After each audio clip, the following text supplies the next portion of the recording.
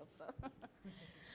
Good afternoon, everyone. My name is Susan Jama. I am the Programs and the Community Coordinator here at Onsite Gallery, so we welcome you to our space today.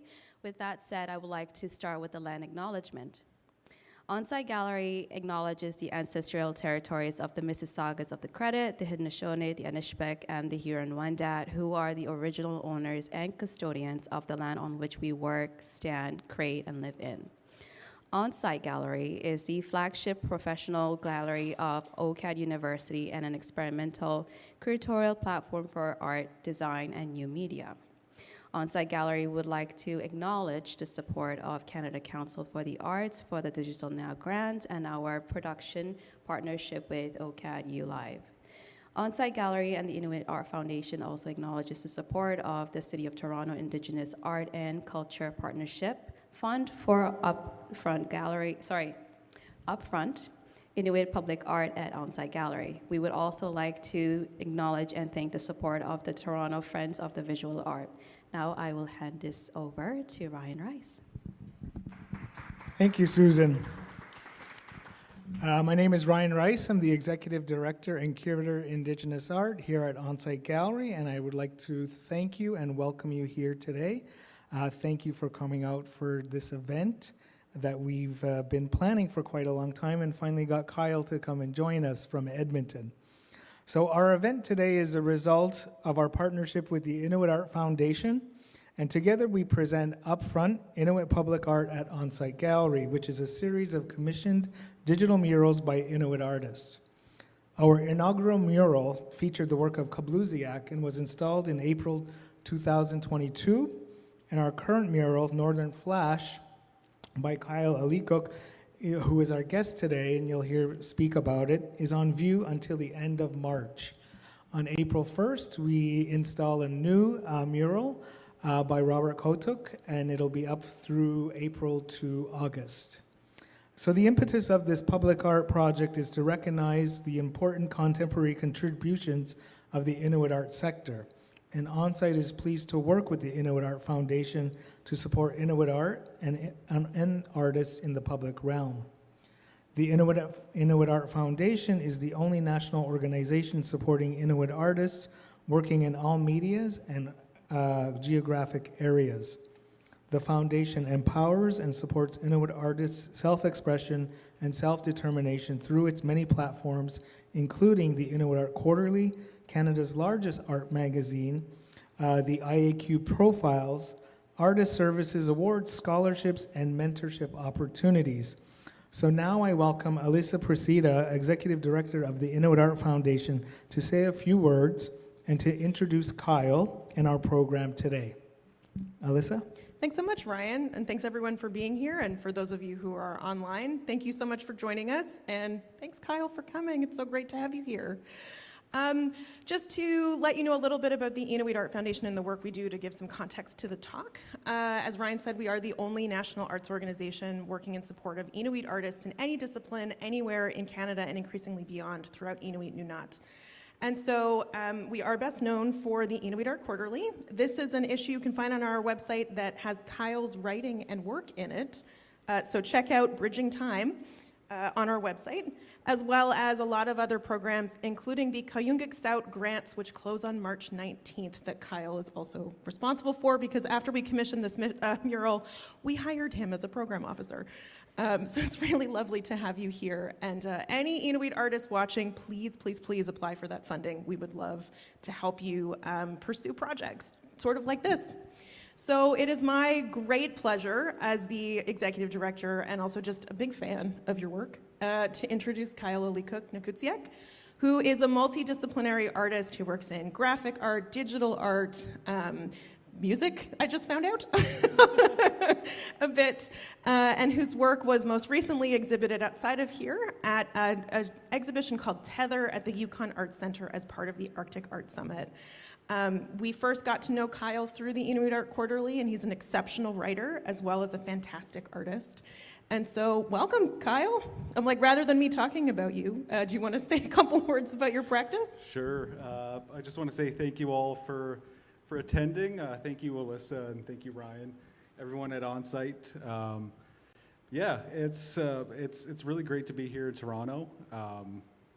Like you said, yeah, I work in many different media, and I'm kind of just at a loss for words at being here. It's the first time I've really spoken in public about my art.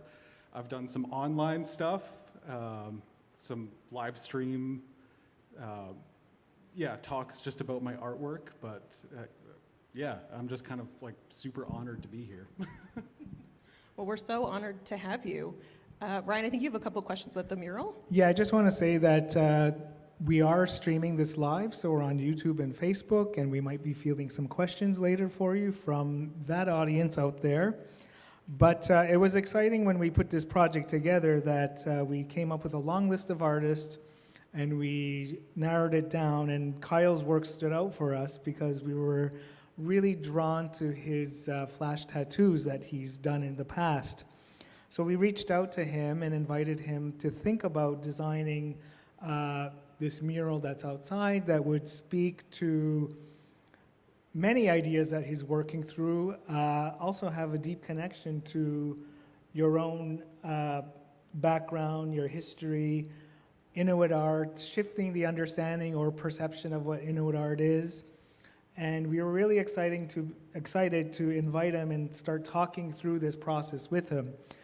And scale was one thing that I think surprised Kyle was, you know, I don't think he's ever worked with thinking about a mural and these flash tattoo designs within the scale of 12 feet by 9 feet. So my first question is, before we get into any details about your work in practice, can you let us know what your reaction was when you first walked upon it, either last night or today, and seen it for the first time in person? Yeah, so actually my wife and I walked past it this morning on our walks around downtown Toronto. It's my first time being here. And we, you know, after breakfast, came and walked down to Onsite Gallery and checked out the mural for the first time, and I was kind of blown away. Like, my wife got a picture of me just staring at the artwork, and like, yeah. I've never seen my work on that scale before, like you mentioned. I'm kind of used to like tunnel vision, doing small kind of tattoo flash artwork, either on watercolor paper or on my iPad. And yeah, trying to like conceptualize this mural in my head was really difficult for me. But yeah, it turned out great. I was like absolutely blown away. And I just want to say that, yeah, like the precision in installing it's on vinyl, right? I can appreciate that. I used to work for a sign installation company, and yeah, just seeing that, I'm like, wow, they did a really good job. But yeah, like very honored to see my artwork on that scale, and yeah, speechless. Yeah, it's amazing to be able to bring the gallery outside of our space so people get to see something that we're sharing 24/7. So I get here 8, 9 o'clock in the morning. I see people walking their dogs and looking at the artwork. You see people just walking straight by it. So there's a lot of different, you know, interaction that's going on with it. And when we put it up, we wanted to, he titled it Northern Flash. So can you tell us a little bit about what inspired you to do this work? So the idea behind Northern Flash is kind of merging my two favorite art styles together. Tattoo art flash has always been, you know, something I've really been drawn to, specifically traditional American tattoo flash work. I just love the simplicity behind it, just bold black lines and really bright colors and very, very minimalist in a sense, and like cool gradients. And I saw a relationship between that and my own family's art style in Aleekuk in the Holman Eskimo Co-op. My grandfather and his sister were printmakers, and I have their artwork on my walls, and very much similar, like a hard black outline, like solid, beautiful, bright colors, very simple gradients. The use of negative space as a part of the whole entire composition of the artwork, I felt was very special. And seeing the relationship between like trad American tattoos and northern printmakers, like I just thought, like that is a beautiful kind of relationship going on between there. And there's even a further history beyond that with Japanese printmaking and how it was introduced into the North. And like I mentioned, my grandfather and his sister, Peter Alingnak Banksland and his sister Agnes Nanogak Goose, they worked very much inspired by the techniques of Japanese printmaking, and that also, trad American tattoos are very much inspired by Japanese tattoo art, which is also inspired by Japanese woodblock prints. So there's this kind of like very cool relationship going on between all of them. Yeah, and that relationship is ink. So printmaking is all based on ink, and tattooing is ink. So there's a very strong relationship to what you're pulling through historically, as well as within the contemporary sense. And I think what we really were struck with this mural was the accessibility of it for people to respond to it, because many people understand the tattoo flash, going into a tattoo place and seeing these images, the Americana styles, and because they're iconic, right? They're iconic within this history of tattooing as well as design. There's one image that struck a question immediately, was this image. And when I reached out to Kyle, I said, can you give us a little bit of background of what this image represents? And he wrote back to me and said, it's based on a very famous tattoo called the Rock of Ages. So immediately we looked through Google and we find Rock of Ages, and we're like, oh, this is like everywhere in the world, right? It's such a global image. So can you talk a little bit more about this design, how you turned it into a design for yourself, and how that image actually influences your work for this mural? Yeah, so little history on tattoos and Rock of Ages, and how a lot of classic American tattoos are based on almost like a biblical sense. They have a lot of biblical references, and Rock of Ages is a very, very popular one. A lot of people get it as a giant back piece tattoo, and it depicts a woman kind of dangling from a cross in the middle of what looks like an ocean with crashing waves. And from my understanding of it, and a lot of tattooers' understanding of it, I'm not a tattooer, I've done tattoos, but I've always been obsessed with the culture around tattoos. And from my understanding, the Rock of Ages is based off of like the idea of being able to kind of cling to religion in very turbulent times, and having religion as a solid structure in your life. And I like to kind of take these images and flip them on their head, and throw a bit of an Enoch twist on them. So swapping out the stone cross and using an Aleekuk, it was very fitting to me to think of being able to fall on your ancestors and your cultural heritage and your ancestry, much in the same way that people rely on religion in turbulent times. So that's basically the idea of it. And it's just, I would get that tattoo. That looks sweet. Why not? On your back, the full size. Yeah, there you go. Alyssa?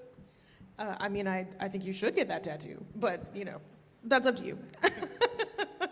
I wanted to also ask, because you were talking about printmaking and the Japanese influence both of tattoos and of Inuit printmaking traditions, the background that you chose for all of these images, it sort of evokes like a rice paper or even like a yellowed sort of flash sheet in a tattoo shop. Were you channeling both of those things when you thought about that? Because it's really striking from the street that it is this, it's not like a stark white that everything is on. Yeah.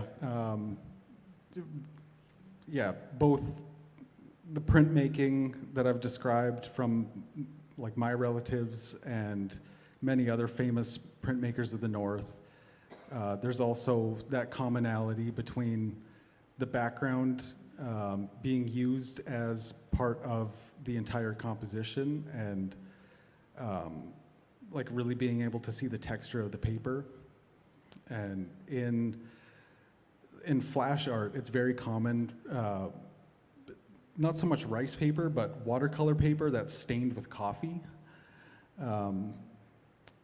And yeah, it kind of gives this like skin-toned hue to it almost, and skin is very textured, so you want to give people an idea of what it would look like on skin. So yeah, it's just a very like common thing. And this was done digitally, so downloading like paper textures online to try to give it that effect. But it's surprising how many people it fools. They think it's like, it's actually on a piece of paper and it's painted, but it's amazing the things you can do with digital artwork these days. Yeah, and you've done quite a lot of digital work between, you recently had a piece in Tether, which came out of an incubator that took place, I think, in Montreal, where you were working with animation and projections. I know you did, was it the emojis for the Inuvialuit Communication Society, which were amazing. What do you like to work, what do you like about working in digital media, and how is it different or complementary also to your sort of graphic practice? Digital media is very, it's interesting because I taught myself how to do drawing digitally, but I just like how fun and kind of like,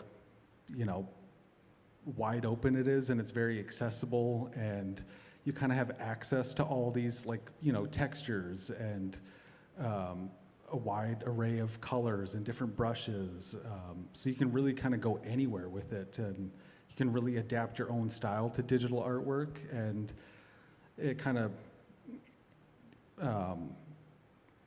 like even doing animation, it's just learning how to do digital art. You kind of bridges you to animation, which was part of that Montreal incubator. And that piece was, again, my first time doing animation, and just using a very simple program that, pretty much anybody can download. If you have an iPad and an Apple Pencil, you could learn how to do digital art. So yeah, it's really accessible, it's really intuitive, and it's a lot of fun. Yeah, that's awesome. Ryan? Yeah, the one thing that I like about this is that it really speaks to what we promote at OCAD is art and design, so it combines both. It's both practices in one. And the digital really lent to the development of this piece, because we were able to go back with Kyle several times. He shared some images. We wrote back and said, maybe you want to do a compilation, a flash sheet. So he started putting together different designs, and I was just telling him earlier that I actually looked at the 3 sort of sketches that he proposed where we got to this final piece. But all of these were conceived as individual works before you brought them together for this mural, right? Can you talk a little bit about each one? Maybe start with the skidoo? Yeah, like you said, these were all designed individually at various different times, and creating this flash sheet was a really great idea to kind of compile all my favorite works together in one flash sheet. And I had a really fun time trying to come up with the overall composition of all of them and how they would all fit together, much like when you get like a patchwork of tattoos on a sleeve. The tattooer really thinks about the existing negative space on your arm and what could fit there, and spacing things accordingly so it doesn't look all muddy and, you know, mashed up together. But specifically this skidooer was, yeah, like I said, one of my favorite pieces, just thinking about, you know, people cruising around up north on this, you know, yeah, these little skidoos and Hondas, and it's kind of a symbol of like the transformation of transportation in the north, and it again it's a way to get out on the land and you know, engage with hunting and fishing, and those also speak to a lot of the subject matter that I like to draw. I get a lot of inspiration from being out on the land and being out hunting and fishing. And I didn't grow up in the north. I grew up in, you know, just outside of Edmonton, Alberta, and you know, like hunting and fishing is such a way of life in Alberta. Guaranteed you could go to like 9 out of 10 doors on a block and ask if somebody hunts or fishes, and yeah, like I said, 9 times out of 10 there's going to be somebody who hunts or fishes in one of those households or knows one. Like and I feel like it's a very common thing up north too. It's you either hunt or fish, or you're married to somebody who hunts and fishes. But yeah, the skidoo kind of being like a staple to engaging in that, and having to go out on the land and, yeah, engage with fish and animals. The interesting thing too is we tried to get Kyle out in November or December, and he says, "I'm hunting or fishing." Yeah. Well, and I think it also really communicates kind of like a, I mean, the person looks pretty badass, but also like a real freedom, and like, which I think is sort of also what you're describing around those sort of traditional practices, right? Yeah, she does look like a bit of a badass. She's got like the cut-off jean jacket, like biker vibes, and to me that's like how I envision people in the north. They're just badass. Like they just go for it. Just hop on your Honda and like, I got to go get some food. Like that's grocery shopping in the north. Can you talk about the caribou? I was like, speaking of groceries. Yeah, speaking of groceries, yeah, the caribou, this is one of my all-time favorite pieces. It's, again, this is based off of a very popular traditional American tattoo, taken from, like, yeah, a biblical, it's called Pharaoh's horses, and it's 3 horses that are kind of galloping, and they all have different head positions, so it kind of gives this sense of movement, but it's meant to represent, each horse is supposed to represent strength, fear, and power. And swapping the horses out with caribou, it's like the caribou is such an iconic species of the north, and it's very much tied to Inuit culture and Inuit way of life. And I love thinking about caribou. I've never got to like interact with them, but I love thinking about caribou. I love learning about them. But like I said, strength, fear, and power, it kind of represents like just the north in general. You know, caribou brings strength to the people of the north. But it also, like, caribou being such a, I don't know if they're an indicator species, but, you know, that relationship with the climate and just accessibility to caribou, it kind of frightens a lot of people of the north. You know, the fear of caribou just not being there year after year and having reliable sustenance from caribou.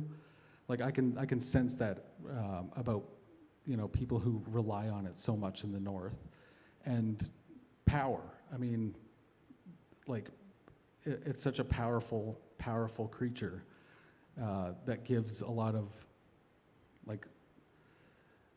it just gives sustenance to people of the north, and that's a very powerful thing, being able to access your own food and going out and hunting it, interacting with it, and having that kind of spiritual connection with these animals.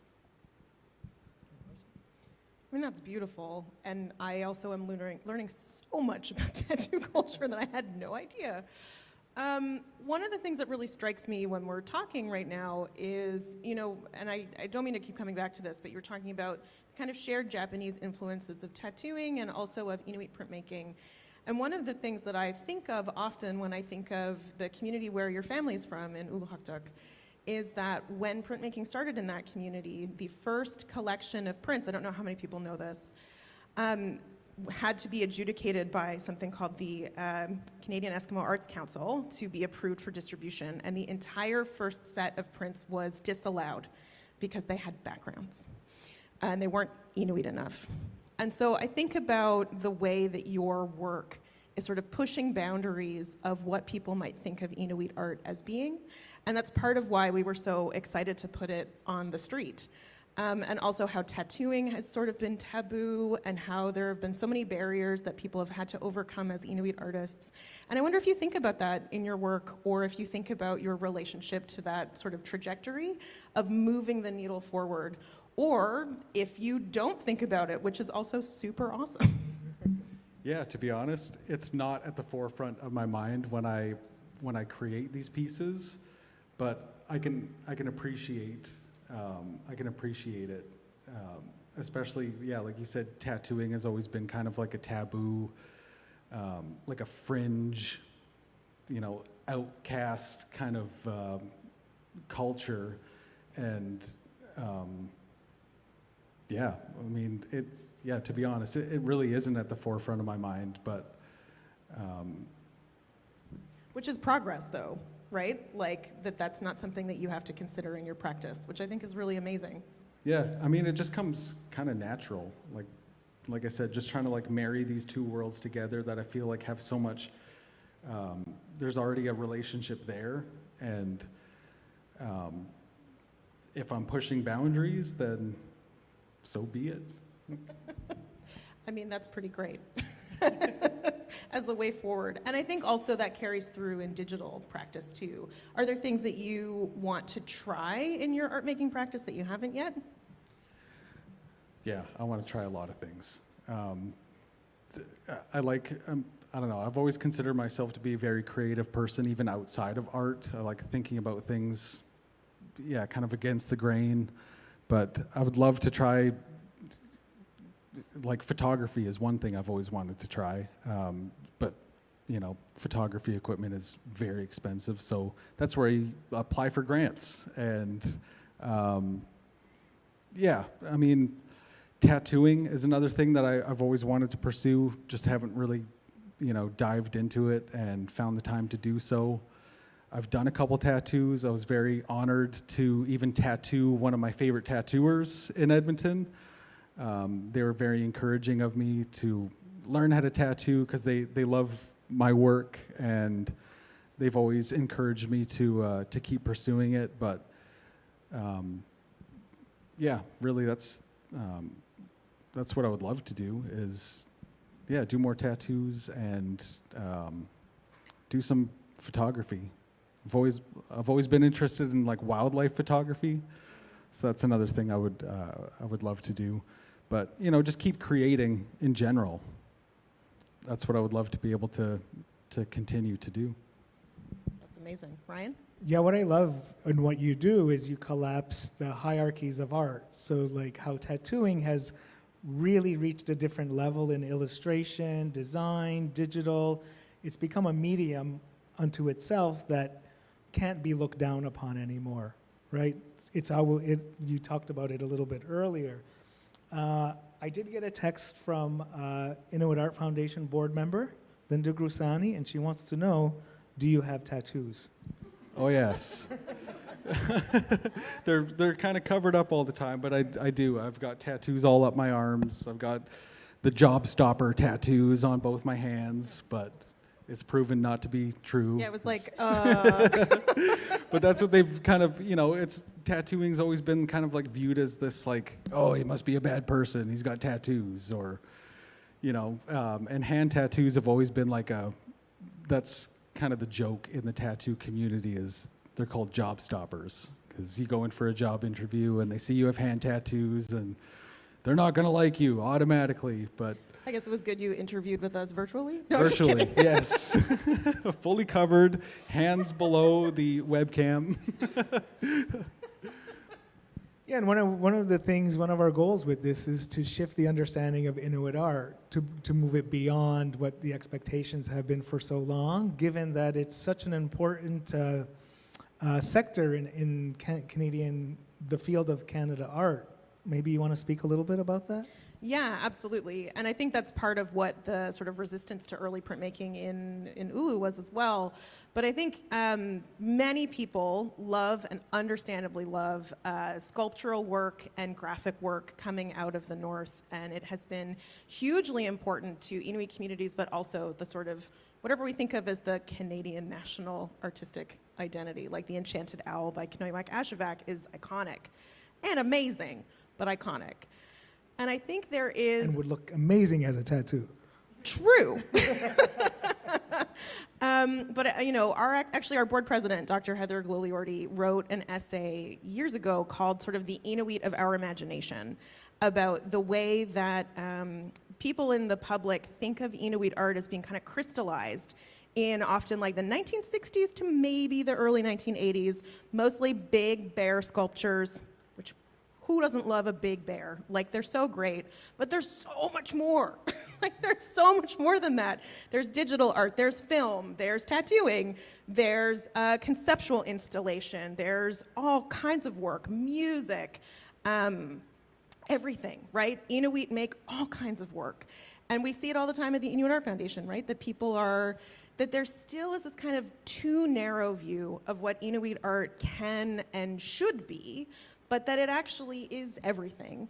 And so, yeah, when we were thinking about this partnership with Onsite, which has been so spectacular so far, one of the things that we really tried to prioritize was making sure that work that was in the public tried to gently but firmly push back against these ideas. And particularly because Inuit artists, through a variety of reasons, including sort of geographic remoteness from major cities and all sort of other systemic barriers that, like, we talk about all the time at work, are often not in contention for public art opportunities. And so, we're so appreciative of Ryan for putting this forward so that there were opportunities that were Inuit specific for those conversations to happen in public spaces. I'd love to know how you feel about that, or like what your advice would be to other artists who are thinking about pursuing big ideas or opportunities like this. Yeah, I mean, it's an interesting thing to think about, that there's like such a narrow view of what Inuit art and what Inuit artists are supposed to create, and like, I think we're at a point in time where we can just blow that up and just completely disregard it.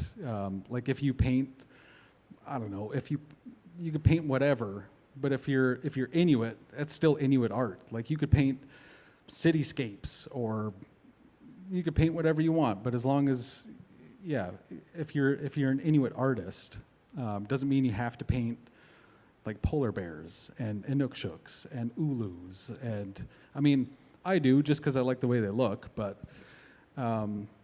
yeah, just being an Inuit artist and you just creating whatever you want, that's huge. You're still an Inuit artist, and like history has shown with Inuit culture in general, adaptation and just surviving in the now and using what's around you and being inspired by what's around you, that's Inuit art. So yeah, it's never going to stop changing. It's never going to stop growing. People are going to do different things, like we see it all the time in the foundation. Just people exploring so many like amazing disciplines in art, and I think it's a very beautiful thing. But I would definitely encourage any Inuit artist out there to just do what you love, just create what you love, and apply for grants like the Kayangaksaw grants. Deadline March 19th. But there's resources out there and funding out there that you can apply for. I've done it, and it's taken me here. It's and that's the beautiful thing about art, is kind of you just never know where it's going to take you in life, and you just got to throw yourself out there and just go for it. Just think big, go for it. Yeah, I love that, and finally witnessing this in person this morning. Does it push you to think bigger? Like, as Alyssa asked you, like, was it a challenge to think about this in terms of its scale, and now it makes sense in order to work through your designs, I guess? Yeah, it was definitely a challenge, like I touched on at the beginning of this talk, just like conceptualizing my work that big, but like the possibilities are kind of endless. And we talked briefly about, I've done some projection work, and just seeing my artwork on a projection, it really gets your brain thinking, like, what else could I do with this? How big could I take this? What could I project on? But yeah, it's like, as an artist, you're kind of always thinking like that, like, what's the next thing? It could be, a 12 by 9 mural outside of a building in downtown Toronto. Like, this kid from the sticks out in Edmonton, Alberta is, has got a mural up in Toronto, or, projecting animations. Just the possibilities are really endless. So I'm always thinking about like the next big thing. But yeah, as an artist, creativity is not like a light switch, I like to say all the time, and you can't just turn it on and off, and you can't just be making all the time, but there's something always in the back of your head that's like percolating. It's just thinking about like, I wonder what I could do now. Well, thanks for that. I think this is a good segue to open it up to any questions in the audience that you have of Kyle, his work, the mural. Any burning questions you want to know more information on? Is there anybody out there that has a question? In the back? I'll be a runner. Hold on. The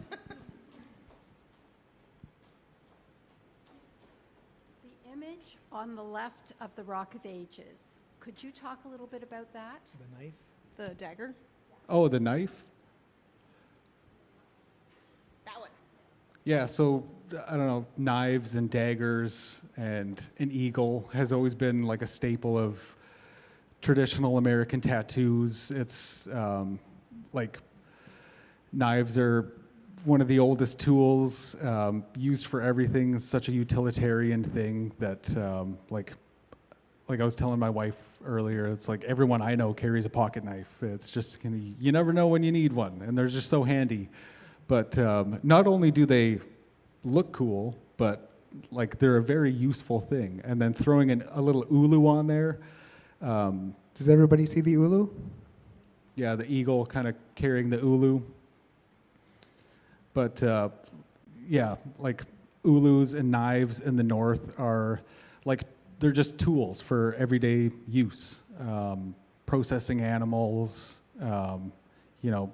very utilitarian, and they're pieces of art in themselves. Like the creation of an ulu, I've always been fascinated with. I've made a couple ulus in the past, and they're so fun to just to make. And I've always had an appreciation for people who make knives and forge knives, because it's an artwork all in itself, and to capture that in an image, or in this case like a tattoo style image,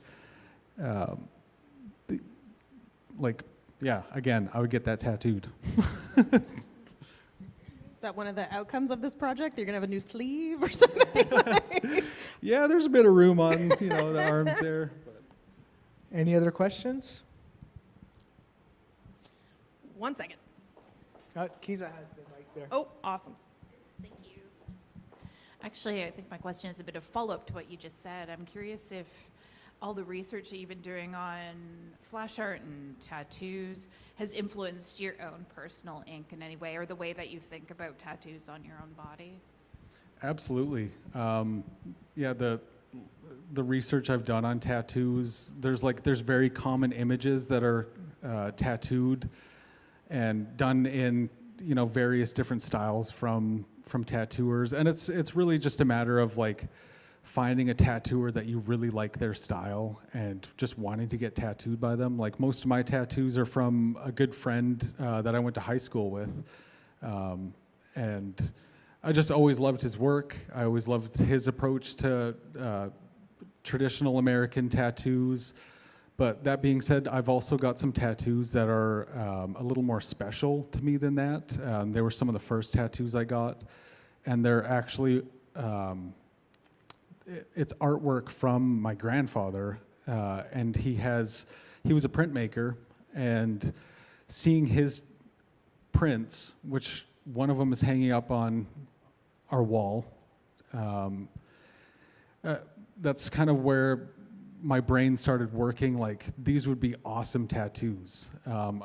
They were never originally intended to be tattoos, but seeing them, the hard black outline, very minimalist color, a lot of black and white, the negative space being part of it all, I was like, damn it, I'm getting that tattooed. That is so cool. And then another, I've got 2 of his prints tattooed, one on each arm.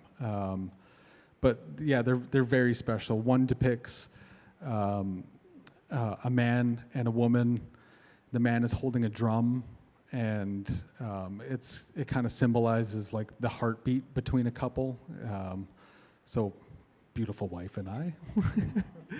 And the other tattoo is 2 men fishing with spears, and they're fishing for char. And I just love their body poses, and I love the idea of fishing for char.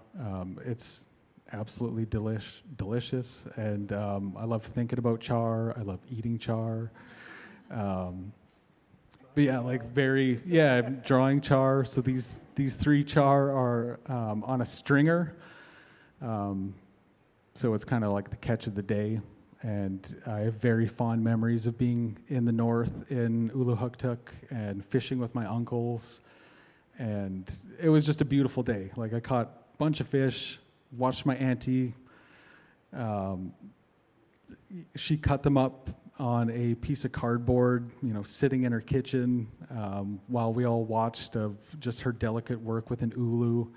And it's just something so poetic about that. And then being able to share the fish and eat it together and talk about the day.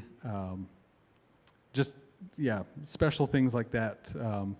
I love when you can put that into a tattoo. And I love the flash, the whole mural of it, because you could tell a story with this, as Kyle is doing, right? He's giving history, telling a story, and making it accessible to us, because we could probably all tell a story with one of these pieces as well, without even knowing Kyle. Any other questions? Miriam?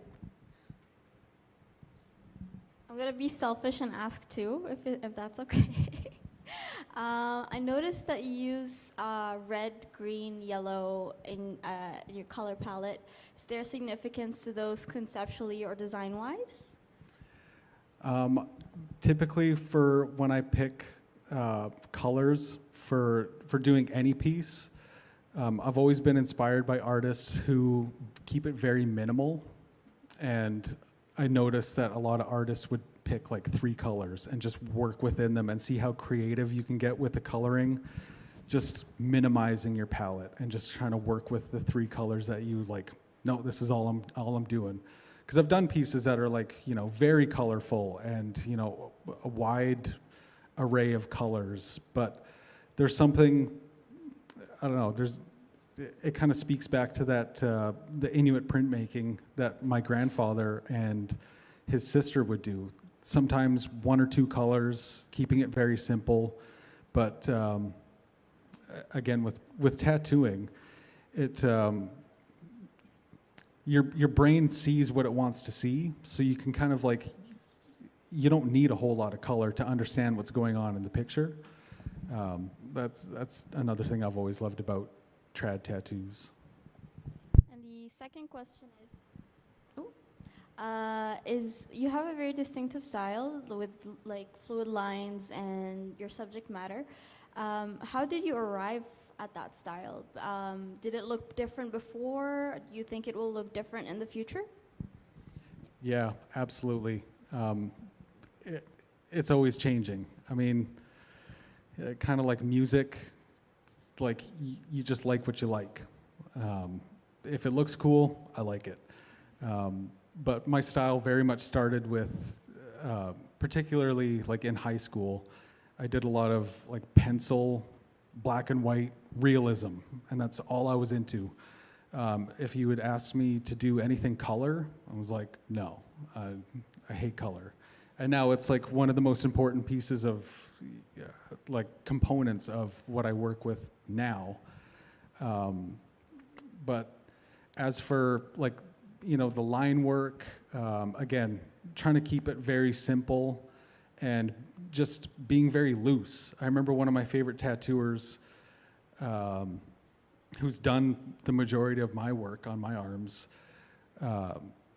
he would always say, the looser the better. Like, you just kind of keep things loose. You don't think about it too hard, just draw it. And yeah, as I mentioned before, like the brain sees what it wants to see. Like, you could draw the most sloppy looking fish, but as long as it has some sort of like resemblance to a fish, that's your style. It's just, you know, that's just how it comes out. And the less lines, the better. And yeah, very simple. And there was a question here.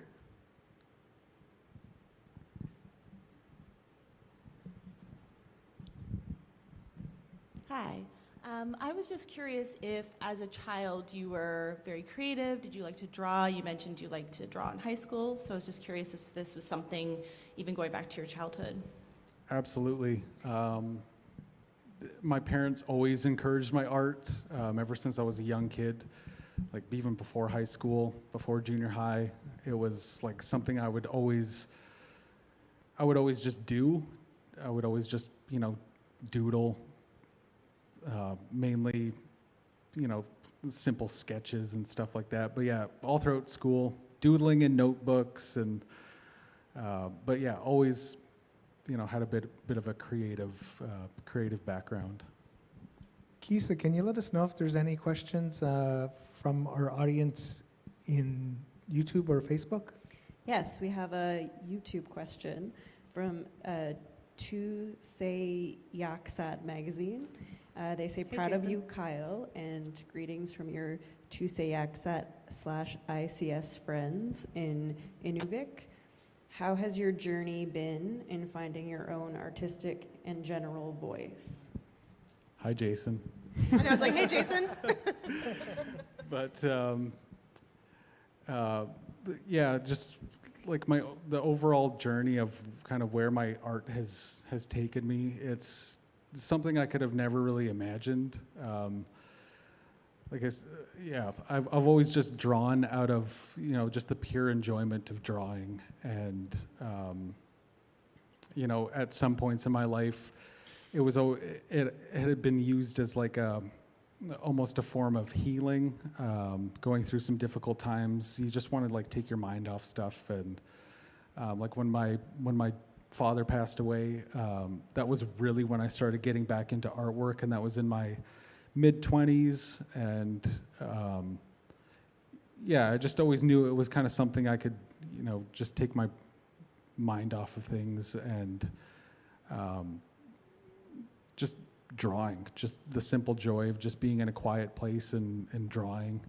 And yeah, then I started like posting stuff on Instagram, and people would notice, and then it kind of got some traction, and it led me to working with Jason at Tusayakset, and that kind of like springboarded my whole kind of art career. If it wasn't for the Inuvialuit Communication Society, my artwork would have never been showed in their magazine, and then it just kind of snowballed. And yeah, very grateful for that relationship, and kind of where my art has taken me up until now.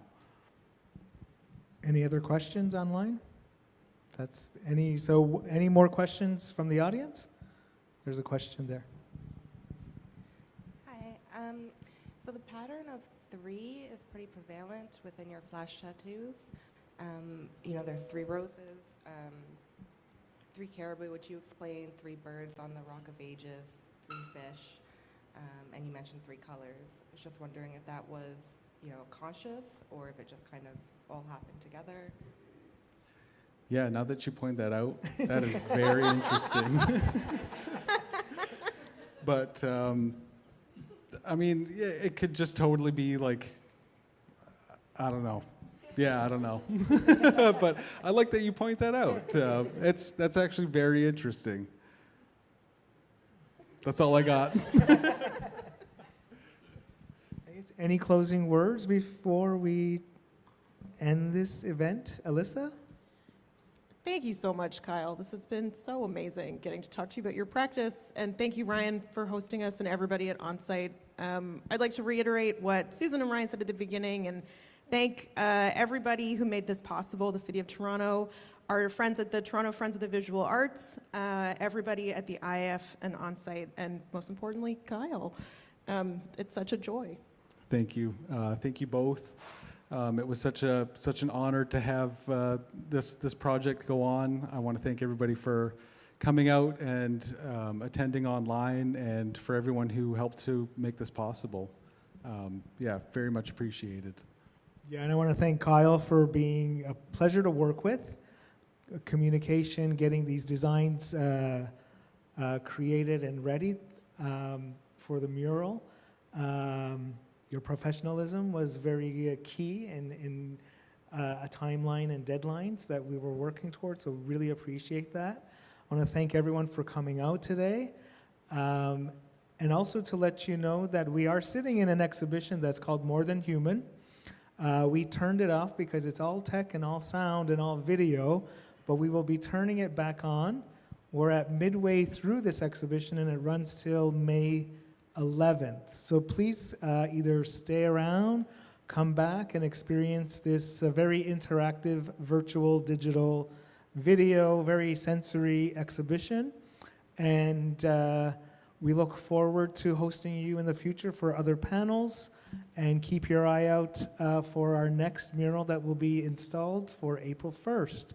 So thank you, everybody, and I want to thank the AV technicians, Saeed and Omar, for all their help, and OCADU Live for participating in producing this. So thank everybody, and thank you, Kyle. Thanks, everybody.